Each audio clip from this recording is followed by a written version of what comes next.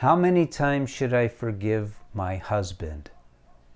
My name is Paul Friedman. I founded the Marriage Foundation, and I'm going to try to help you out of a dilemma that you're having. Now, from a spiritual point of view, how many times are you forgiven? We always forgive, but that's not really solving the problem. The real problem is that your husband is behaving in a way that is undermining your marriage. And we need to take a look at that because you can do something about it. Now, I'm not putting a burden on you. I want to lay out an opportunity for you.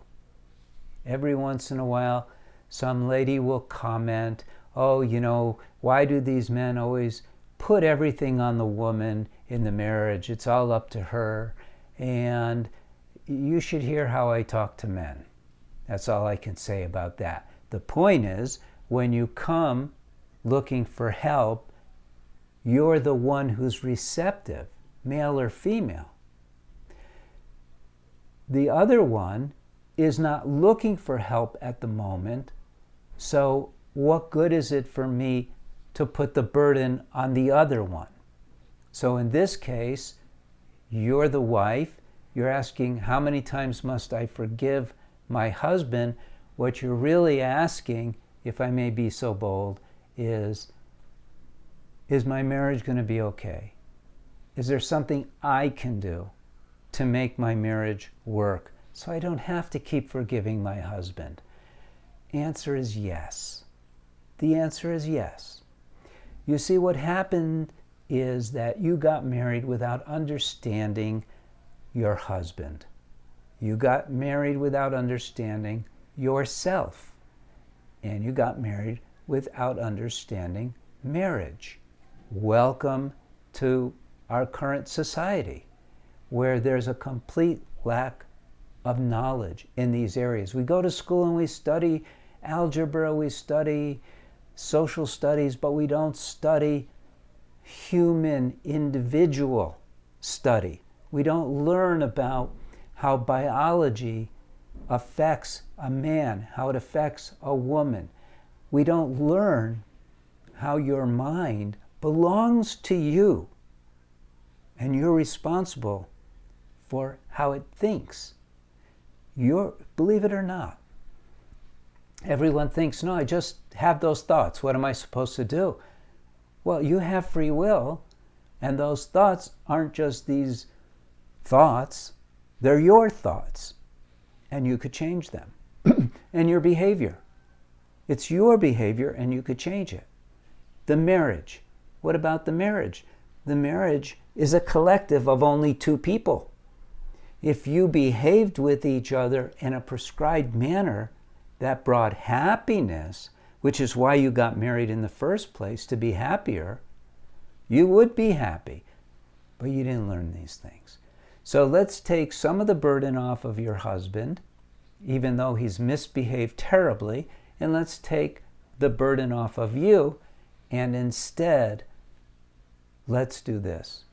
Instead of asking the question of, how many times do I forgive him? Because then what you're doing is you're saying, and then it's over.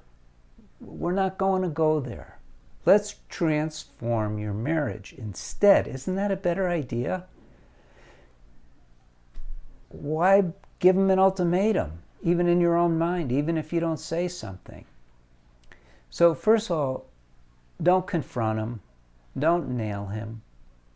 Because he's behaving according to a combination of who he is and how he's responding to his environment, which is primarily you.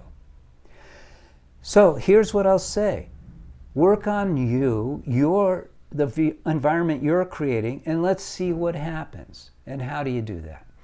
Now, if your marriage is just like no fun and his misbehavior is not like cheating on you, then just get one of my books and learn about yourself, learn about marriage, learn what to do, what not to do, and you'll probably be fine.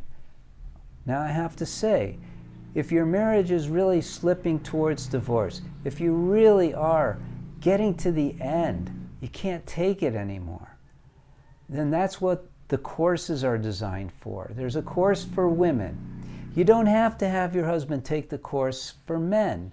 You may introduce it to him, but if he's really not into it, just take the course for women. It will work. You, on your own, can change all of the dynamics in your marriage.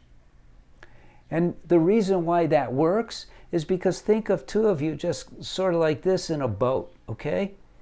And if just one of you picks up an oar and starts rowing, that boat's going to have movement. Your marriage will move, and your husband will generally respond.